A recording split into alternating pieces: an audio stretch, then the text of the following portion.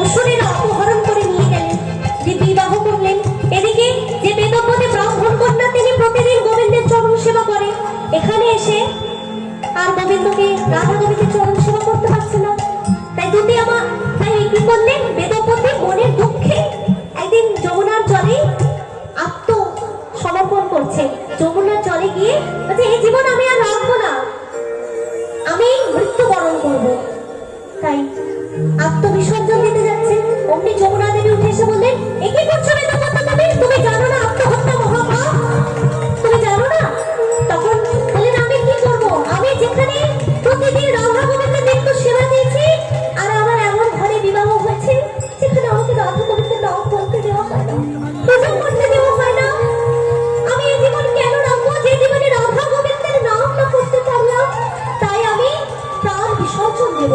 তখন যমুনা দেবী বলেন, শোনো, তোমাকে একটা কৌশল শিখিয়ে দিই। তুমি উলু দেবে, ও শব্দে রাধা আর লু শব্দে কৃষ্ণ।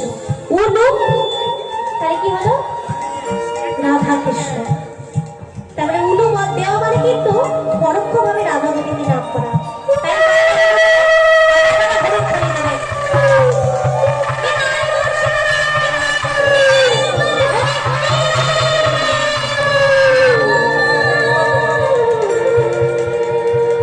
এই তো মায়েরা উলু দিতে জানে। তখন গোবিন্দ আবার চললেন রাধারানীর দিকে মালা বেচতে।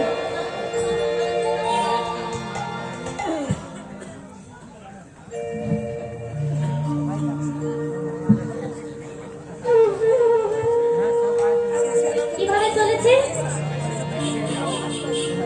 তোরা কে মালা